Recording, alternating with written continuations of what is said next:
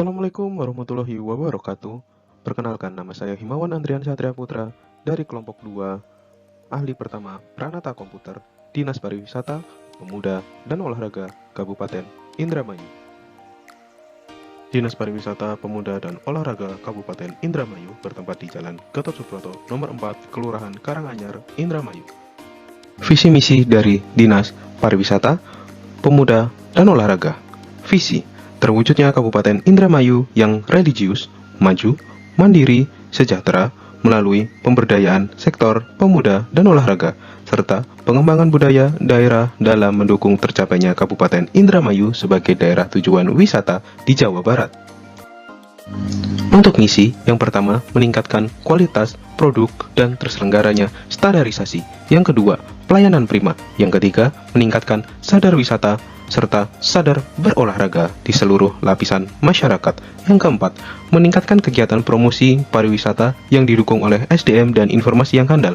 Yang kelima, menjadikan sektor pariwisata sebagai wahana pemberdayaan ekonomi rakyat serta meningkatkan peran serta pemuda dalam kewirausahaan.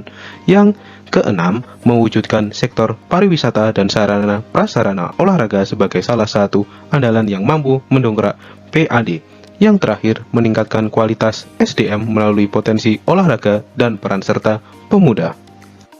Untuk tugas, yakni membantu Bupati dalam melaksanakan urusan pemerintahan di bidang pariwisata dan bidang kemudaan dan juga olahraga.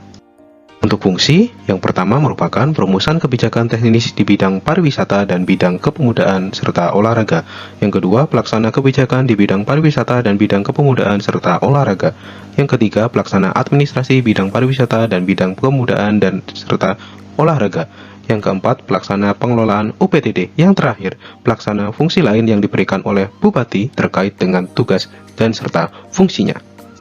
Struktur organisasi dinas seperti berikut, yakni dibawahi oleh satu kepala, terdapat kelompok jabatan fungsional, lalu terdapat sekretariat, kemudian terdapat beberapa bidang-bidang, yakni bidang destinasi dan industri pariwisata, bidang pemasaran pariwisata, bidang ekonomi kreatif, lalu bidang kepemudaan, kemudian ada bidang keolahragaan. Untuk jabatan fungsional, menunjang tugas Dinas Pariwisata, Pemuda, dan Olahraga sesuai dengan keahlian masing-masing. Untuk tugas dari Pranata Komputer, yakni Pranata Komputer berkedudukan sebagai pelaksana teknis fungsional di bidang sistem teknologi informasi berbasis komputer pada instansi pemerintah yang meliputi tata kelola dan laksana teknologi informasi, infrastruktur, teknologi informasi dan sistem informasi maupun multimedia. Untuk standar layanan, yakni ada 3. Yang pertama, tata kelola dan tata laksana teknologi informasi.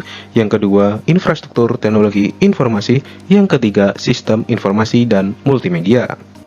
Menurut Peraturan Menteri Pendayagunaan Aparatur Negara dan Reformasi Birokrasi Republik Indonesia Nomor 32 Tahun 2020 tentang Jabatan Fungsional Pranata Komputer, layanan yang diberikan antara lain melakukan optimalisasi sistem jaringan, melakukan pengujian infrastruktur teknologi informasi, melakukan instalasi, upgrade, dan konfigurasi sistem operasi dan atau aplikasi. Yang keempat, melakukan pengujian infrastruktur teknologi informasi. Yang kelima, melakukan pengelolaan data atribut. Yang keenam, menyusun petunjuk operasional program aplikasi sistem informasi. Apa sih itu Smart ASN? 1. Integritas. Kedua, nasionalisme. Yang ketiga, profesionalisme. Yang keempat, berwawasan global. Yang kelima, menguasai IT dan bahasa asing. Yang keenam, berjiwa hospitality. Yang ketujuh, entrepreneurship. Yang kedelapan, networking. Dari nilai-nilai tadi, kita bisa mengimplementasikan Smart ASN dalam mencapai tujuan dinas. Yang pertama, menjaga nama baik dinas dengan memaksimalkan dalam berliterasi digital. Sebagai contoh, tidak menyebarkan berita hoax. Yang kedua, menanamkan nilai-nilai Pancasila dan jiwa nasionalisme. Sebagai contoh, tidak membeda-bedakan teman. Yang ketiga, meningkatkan kompetensi diri, berinovasi, dan mengikuti pelatihan melalui media digital. Yang keempat, membangun hubungan atau relasi dengan teman sejawat.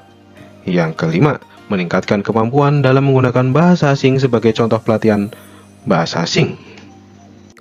Selanjutnya, dalam implementasi Smart ASN dalam mencapai tujuan dinas, yakni meningkatkan kemampuan teknologi informasi sebagai contoh digitalisasi arsip, lalu bersikap ramah dan sopan kepada pegawai lain.